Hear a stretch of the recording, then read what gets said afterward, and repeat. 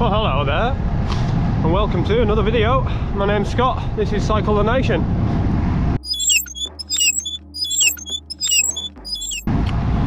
So, as you can probably see from the description in the video, something a little bit different and something I've not done for a long time.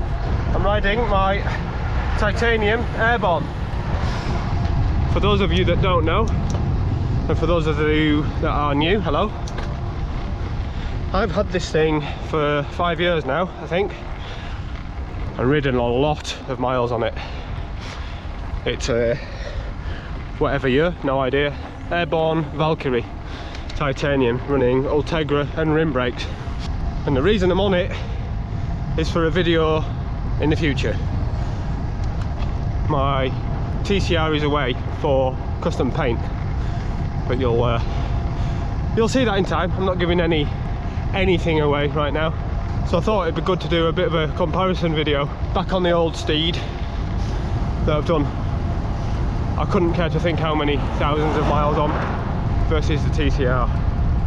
So let me get a few miles in and I'll come back to you soon. Right, so let's talk about the actual differences between this and the Giant. First one's obvious, titanium and carbon forks, Audax forks, versus full carbon. So there's your weight. We've got thinner set wheels that are aluminium, rim brakes, mechanical rim brakes. Both bikes are on Ultegra, but this is older Ultegra. What else have we got that's different? Gearing's different. So this bike's Ultegra is a 50-34 on the front with a 28-11 at the back. Obviously the bars and stuff are different. It fits slightly differently. I'm in a more relaxed position, shall we say, which is obviously slower but comfortable. It's definitely quiet. Oh, tyres. Yeah, I'm on 25s. 25s at 100 psi versus 30s on 72 psi.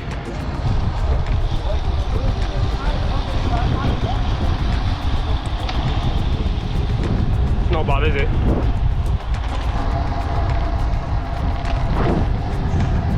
So we're nearly home. I say nearly home. I've got 500 feet and 5 miles to do. No, 584 miles to do. I have conclusions, but it's probably best I tell you them when I get back. Some of it might surprise you, but let's get home. We can have a bit of a chat when we get there, can't we?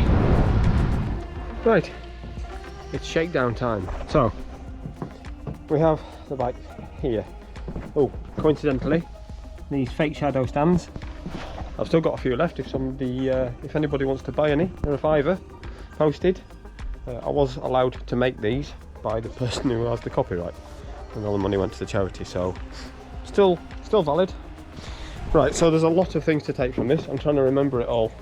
The ride itself was 46.5 miles with 3,700-ish feet of climbing.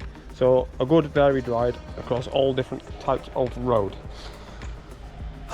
Let's dive into it, shall we? So, a titanium frame. Now, let's couple that with the curved Audax forks.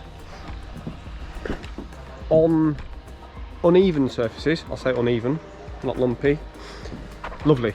Really, really, really lovely. That's the reason why people buy titanium bikes. They are lovely to ride in that respect. But match that with 25mm tyres at 100 psi on bad road surfaces, which, as you'll know, it's a completely different thing. You feel everything, literally everything, granted slightly muted by the frame and the forks. Every little gravel surface, little, chip and tar, stuff like that, awful, just awful. Obviously it's slightly better than it would be on a carbon bike with the same wheels. Compared to the TCR, sorry, somebody's chopping hedges over there. The TCR is kind of the other way around. Because I'm on 30mm tyres now at 72 psi, it smooths out all of the chip and tar road surface. I say all, much more of it.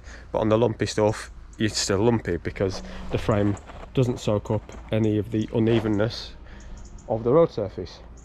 Yeah, one big consideration with it is obviously it's heavy. Obviously that makes it slower up hills. It's nice to ride up hills. Nice to ride up hills, but you can feel the weight. It's nearly 2 kilos heavier. I think I mentioned that earlier at the start of the video. That was when Francisca had measured the weight of that at the Struggle Hill climb last year. It came out at 9.1 kilos. So she's a bit hefty. She's a bit hefty. You can make it lighter, of course. There's only so far you can go. Interested to know how much the frame and forks weigh, because I know that the TCR frame and forks together weigh 1 kilo, and the TCR's frame is 765 grams. That's nuts. So weight is great on the downhill, compliance, not good on the uphill, and you know, tilly. I don't like hills. I want to be able to put the power through without the flexy stuff. Handling downhill. This will surprise you. Preferred. I think the weight of the bike and the bent for forks with the soaking up of said uneven surfaces just gives you confidence to absolutely hoof it around the corners. The TCR is great downhill. As you know, I love a downhill. This feels just a little bit more planted. The TCR's twitchy, which I don't mind, you know. It's light, it's going to be twitchy. Also, it's not super light compared to the Struggle last week. It's 7.2, 7.3 kilos. But this feels more planted. But rim brakes. Rim brakes on alloy wheels. Granted, you can have a titanium bike with disc brakes. Yeah, rim brakes. They're just nowhere near as confident at Spyring. They have nice feel, yes, I get it, the purists, I do get the feel, but where I live, where there's hills and hills and hills and hills and hills, many of which are 20-25%, I need to be able to stop quickly. I don't need to, I want to be able to stop quickly because I like to go downhill fast. So what else do we have? The gearing. Again, as I mentioned, we're on Ultegra. Obviously this is much older Ultegra. It's still 11 speed. And I'm on a 50-34 compact. I think I've said this already. And a 28-11 at the back. Obviously with that I run out of pedalling quite quickly. I can't pedal at as fast a speed as I can with the bigger. But again, you can change this out. So don't let that sway you. You can put modern stuff. Oh, actually, the gear change on this, to actually change gear, to pull on the levers, it's much harder. You have to put so much more effort in, which genuinely surprised me because I've ridden over 10,000 miles on this bike and I'd forgotten about that. And it's not servicing. These cables are new. They've been replaced and obviously they're externally routed, so I'm not getting caught on anything. And everything's in good order because I service my bikes nicely. This is going to go straight for a wash and a clean cassette off. You know, it'll get cleaned after this because I like to look after my bikes. The body position on this, you can see from the stack here and stem facing upwards. Obviously it's meant to be a much more comfortable ride. For Audaxes, yeah, that it's a much more relaxed pose. But with a more relaxed pose becomes more of a sail for the human that's sat upon. It's very comfortable to ride, but it's less comfortable in certain respects, as I've gone over. Now, here's the big one, and this doesn't necessarily mean it makes a difference for you, because it depends on what you want out of riding your bike. It's way slower, I can tell. Now obviously I've got no power data on this, because I've got no crank meters, and I haven't got my speed sensor, but you know, GPS speeds works. It's fine. You can feel it slower. Comfortable gives you an amount of whatever, but as I did in June, I'm still comfortable on a bike as long as your saddle's the right width. My TCR was still comfortable after 1100 miles in 8 days. So obviously the geometry is different, but then you adapt your position to suit. And I'm becoming more aero as I try and become more flexible. Not with this back, but yeah. So that's, if you're going to do more Audax stuff and you're not overly fussed about going quickly, titanium. And if you can get, you know, really put your hand in the pocket, get titanium with some sort of 42 plus deep section wheels with newer crankset, you'd probably do that. But if you're after a bit of a speed machine, I wouldn't go titanium. When I'm trying to sprint on this thing, you can feel the back end moving around. Obviously the really thin stays and a shallow wheel. I don't know if it's a combination of both or one or the other, but I can feel when I'm trying to sprint. And as you see from the numbers when I do some of the stats, I can put down about 1200 watts on a full sprint. I can hold 1000 watts for a bit and I can just feel it moving. It does not inspire confidence at all. But if you're not into that and you just want to go out and you've got a bit of money to spend, I would definitely look into titanium if you're going to be splashing out. But if you want a speed machine, TCR hands down every time. It's as comfortable as this in the long run when you take into consideration the road surface, because the UK's road surfaces are terrible.